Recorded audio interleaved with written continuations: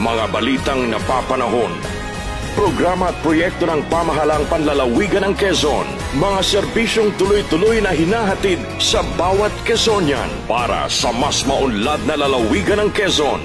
Impormasyong inihahatid ng Quezon Provincial Information Office. Tuloy po kayo sa Kapitolyo.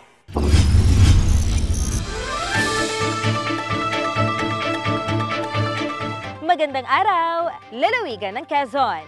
Kumusta po kayo? Muli tayong magsama-sama para sa panibagong linggo ng serbisyong ilalahad namin sa inyo upang ibigay ang mga napapanahong impormasyong dapat ninyong malaman sa ating lalawigan. Mga balita mula sa Kapitolyo, ihahatid namin sa inyo. Tuloy po kayo sa Kapitolyo.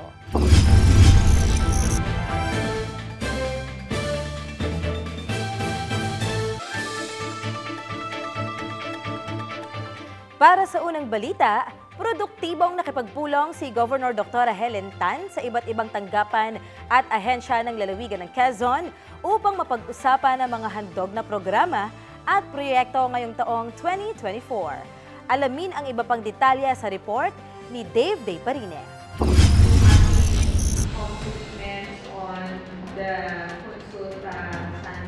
Aktibong sinimula ni Governor Dr. Helen Tan ang panibagong linggo ng paglilingkod sa pamamagitan ng pagsasagawa ng Provincial Health Board Meeting nitong ika-29 ng Enero. Ibinahagi ni Provincial Health Officer Dr. Christine Majin Villa Sr.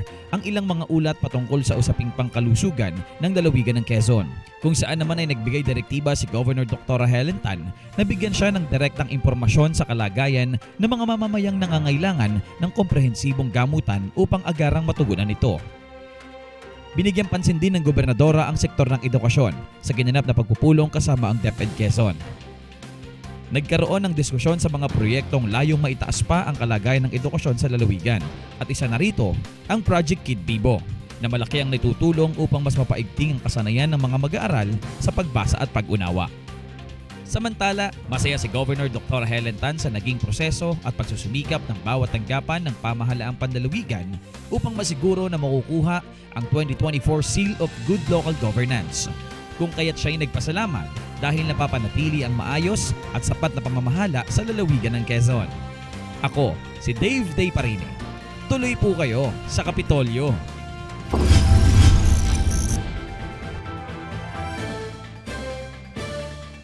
Naging matagumpay nitong ika-30 ng Enero ang muling pag-arangkada sa Kapitolyo ng programang inisyatibo ni Pangulong Ferdinand Marcos Jr.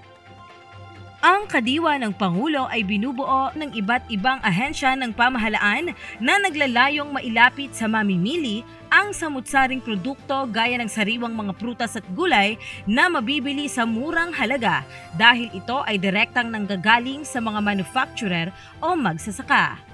Malaking tulong din ito upang tangkilikin ang mga produktong gawa sa lalawigan ng Quezon. Sa ibang balita, naghatid ng tulong ang pamahalaang panlalawigan sa mga biktima ng nangyaring sunog sa Purok Damayan 1, Barangay Ibabang Iam, Lucena City. Agarang na ipamahagi ang relief supplies sa 5 pamilya ng nasabing lugar at siniguro na magpapaabot din ng pinansyal na tulong bilang kanilang panimula. Samantala nitong ika-31 ng Enero, dinaluhan ni Governor Dr. Helen Tan bilang guest of honor at miyembro ng Army Reserve Command ang ginanap na closing ceremony ng Basic Citizen Training ng 4th Regional Community Defense Group Reserve Command, Philippine Army. Binigyang pugay ng gobernadora ang dedikasyon ng mga magigiting na kababayan na sumabak sa 45 araw na pagsasanay upang maging isa sa mga Pilipinong handang maglingkod at ipaglaban ang bansang Pilipinas sa oras na kinakailangan.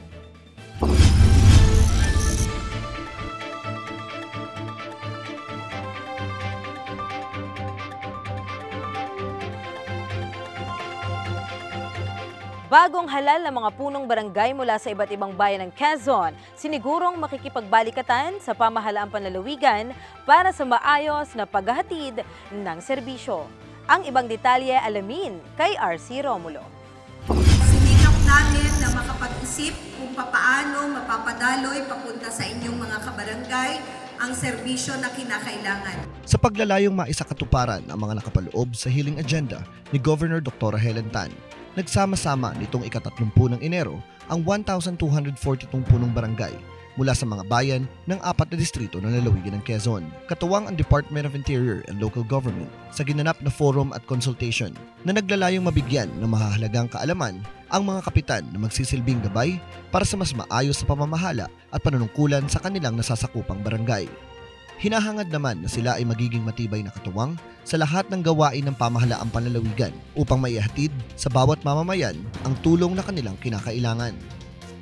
Samantala, nagbigay ng mensahe at suporta si Governor Dr. Helen Tan sa isinagawang inaugural session ng Sangguniang Kabataan Provincial Federation sa pangunguna ni Board Member Jackie De Limos. Payo ng gobernadora na kanilang pagbutihin ang kanilang paggampan sa tungkulin bilang mga kabataang leader upang sila'y magsilbing mabuting halimbawa at inspirasyon sa bawat kabataang Quezonian. Nakiisa rin si Governor Dr. Helen Tan sa idinaos na 5th Regional Meeting ng Vice Mayor's League of the Philippines, Region 4A, Calabarzon Chapter. Nagsilbing host province ang lalawigan kung saan ay dinaluhan ng mga ikalawang punong bayan mula sa Calabarzon Region. Ako si RC Romulo. Tuloy po kayo sa Kapitolyo.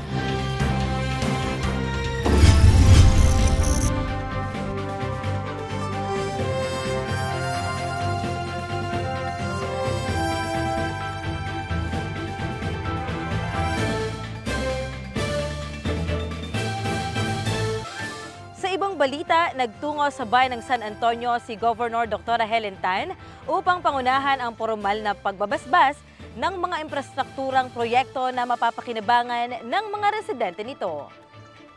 Una nang pinasinayaan ng gobernadora ang bagong chapel sa Barangay Pulo sa bayan ng San Antonio kung saan magagamit ng mga residente dito upang taimtim na makapagdaos ng misa. Habang ang bagong covered court na matatagpuan sa Barangay Buliran ay magagamit sa iba't ibang aktibidad. Ang mga nasabing gusali ay mula sa sariling SICA program ni Governor Dr. Helen Tan na patuloy na gumagawa ng paraan upang mailapit ang serbisyo saan magsulok ng barangay sa ating lalawigan. Samantala, nagkaroon naman ng one-day blood donation drive nitong ikalawa ng Pebrero sa Quezon Convention Center sa pangunguna ng Provincial Disaster Risk Reduction and Management Council. Umabot sa 105 na Quezonian ang taos-pusong nagbahagi ng kanilang mga dugo na malaking tulong naman para sa ating mga kalalawigan na higit na nangangailangan ng dugo.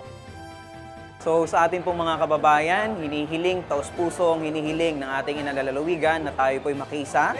Kayo po ay aming iniimbitahan dito sa Blood Donation Drive at sa susunod pa natin ng mga gagawain na aktibidades. Kayo po ay aming taos-puso na hinihilingan na ang inyong dugo ay masisiguro na magtatawid ng buhay ng ating mga kababayan. So muli, maraming salamat po sa inyong pagsuporta. At yan ang kabuuan ng ating balitaan sa buong linggo. Patuloy nyo kaming subaybayan sa pamamagitan ng pag-like at follow sa Facebook page ng Provincial Government of Quezon.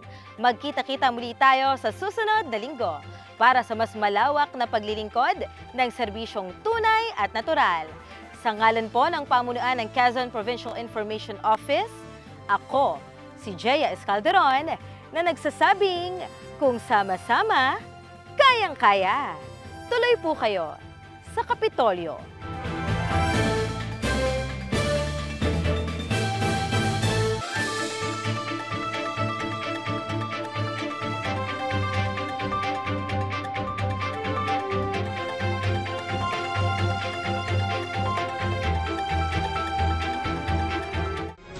Mga balitang napapanahon, programa at proyekto ng pamahalang panlalawigan ng Quezon, mga serbisyong tuloy-tuloy na hinahatid sa bawat Quezonian para sa mas maunlad na lalawigan ng Quezon.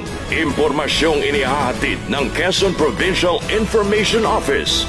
Tuloy po kayo sa Kapitolyo.